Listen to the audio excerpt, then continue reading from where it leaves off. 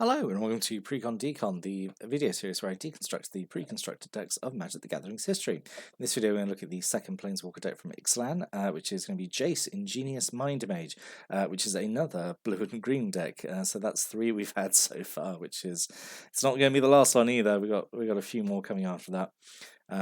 So we've got 24 creatures, 4 enchantments, 3 instants, 2 sorceries, 26 lands, and of course a single Planeswalker, a mana curve off to the side there. So let's start looking at the cards. So, Jace, Ingenious Mind Mage, so 4 on double blue for 5 loyalty, which is okay.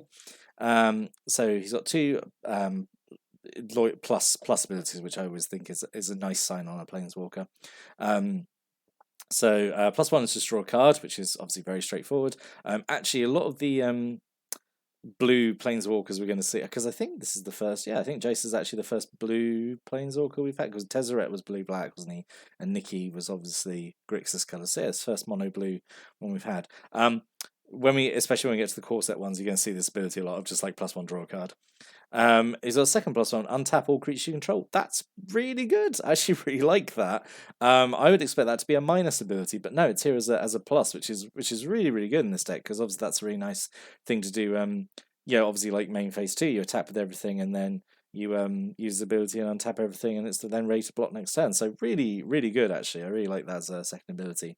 And then his -9, which admittedly will take you a very long time to get there because you're only doing +1s, but you gain control of up to 3 target creatures, which is, that's all right. Definitely, so I think Jace is definitely a lot better than Huatli that we looked at in the last video, where all her stuff only cared about dinosaurs. Jace's abilities is very straightforward and just, I think just good. They're just solid, aren't they? They're just okay. Just really on a downslide there. They're good. I think Jace is solid. So then his signature card, so his search spell, Grasping Current, 2 of those. 4 and a blue, return up to 2 target creatures to his hand, and then search Library Graveyard for Jace, blah, blah, blah, blah, blah. We all know how it goes. So it's I'm always a fan of spells that bounce more than one thing at once. So I like this, even though it is sorcery speed, bounce, which is typically not good. This it's okay. It's okay.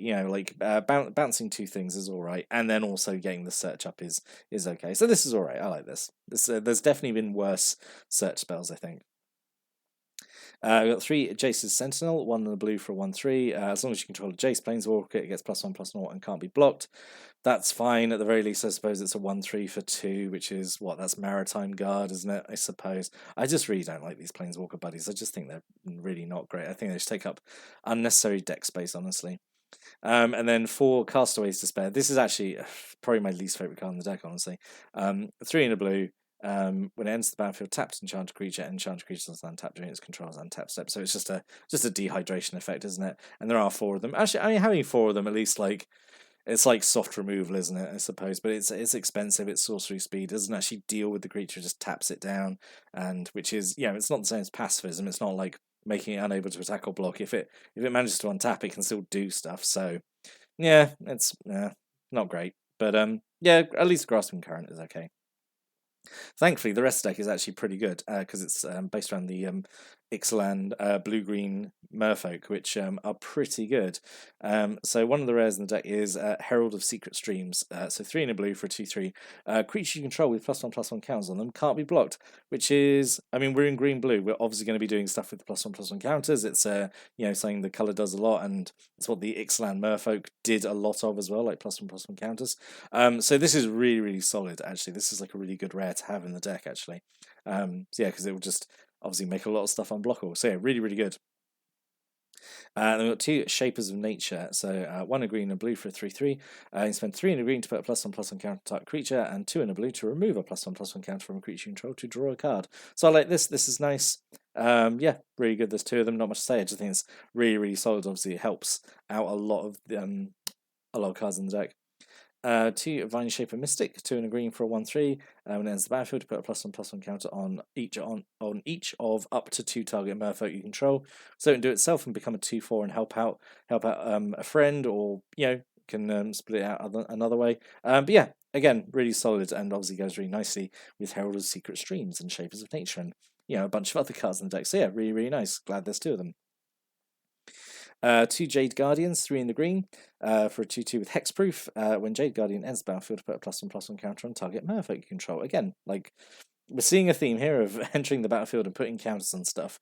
So yeah, this is really nice. And the fact it's got hexproof as well is also really nice. Because you get the counter on this, and you've got Herald of Secret Streams out, then it's unblockable and has hexproof, so it would just be such a nightmare to deal with. So yeah, really like this. And then 2 Jungle Delvers, 1 green mana for a 1/1, 3 in the green, put a +1/+1 counter on Jungle Delver. I like this just because, you know, it's a 1/1 with a fairly usability. Like, you know, if you just sink that mana into it, at least it can sort of punch up a little bit. Obviously takes, you know, it'll probably take a while to get it, you know, to a reasonable level, but you know, at least it has that ability. I suppose it's better to have it and not use it, I suppose. So yeah, this is okay. And then we've got 2 Deeproot Warriors, 1 in a green for a 2/2. When it becomes blocked, it gets +1/+1 turn. Yep, very straightforward. Like it. At least, you know, it becomes blocked, goes up to 3/3. I suppose. Yep, that's fine. 2 Kumena's Speaker, 1 green mana for 1/1, gets +1/+1 as long as you control another Murfolk or an island. You certainly will, because pretty much every other creature in the deck is a Murfolk. So yeah, just a 1 mana 2/2 is always appreciated.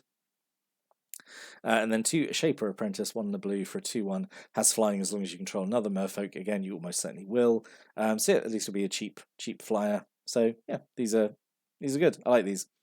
A single Tempestcaller. Now this is one I actually wish there was more than one of. 2 and double blue for a 2/3. When it ends the battlefield, tap all creatures target opponent controls. That is pretty good, I think, for like 4 mana on a 2/3 body as well. So yeah, just that can be such a blowout. I think just cast it, tap everything down, and then swing unopposed is obviously pretty strong. So yeah, I really like Tempestcaller. And 2 Headwater Sentries, 3 in the blue just for a 2/5. Just a big chunky blocker. It's okay. And then randomly, a single Fleet Swallower as the other rare. So 5 and double blue for a 6/6. When it attacks, target player mills the top half of their library rounded down into their graveyard. So yeah, no connection to Murfolk. It's just a big creature. It's just 7 mana for a 6/6. And at least it doesn't have to, you know, I like it's got the, you know, this newer thing of like when it attacks, you get the effect rather than like it has to deal combat damage or something.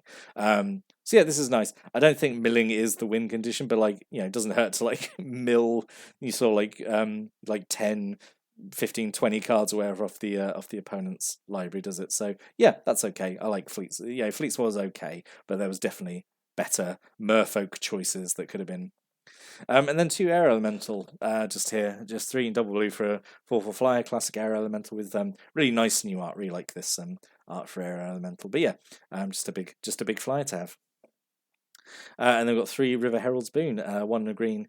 You put a +1/+1 counter on target creature and a +1/+1 counter up to 1 target Murfolk. So yeah, you can either 2 counters on a Murfolk or split around however you want.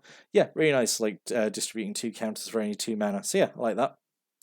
Oh, and then we're straight to land. So yeah, we've got 4 Woodland Stream. I said, yeah, are you tired of seeing Woodland Stream yet? So it ends the battlefield tapped and gives you blue or green. We've seen it a million times before, like Stone Quarry. And then 11 islands and 11 forests. And yeah, a little bit of trivia here on the Ixalan lands.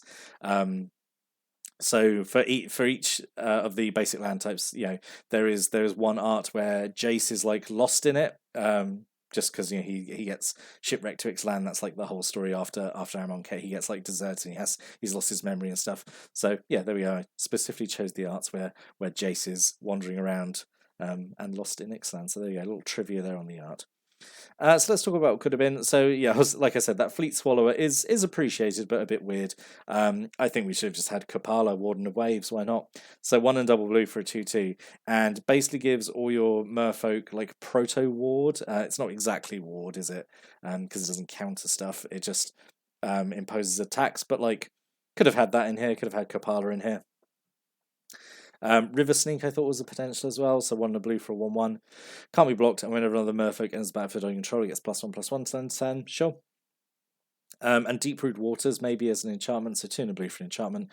Whenever you cast a Murfolk spell, you make a 1/1 blue Murfolk creature token with hexproof. The fact it has hexproof, I think, is really significant, because usually tokens are so vulnerable to bounce and stuff like that. But to whack hexproof on it as well, I think makes it really something. And then obviously you can load up with counters. But then you are doing the cardinal sin of mixing +1/+1 counters with tokens, which is something I always try to avoid. But yeah. But then I don't know if that would have added like a layer of complexity to the product, because then like you might have to include like yeah, like creature tokens or something, or I don't know, stuff like that. Basically, any card that relies on you creating tokens or counters, and you're already doing counters in this deck, just adds an extra layer of inaccessibility. Like you know, being able to play it straight out of the box, really.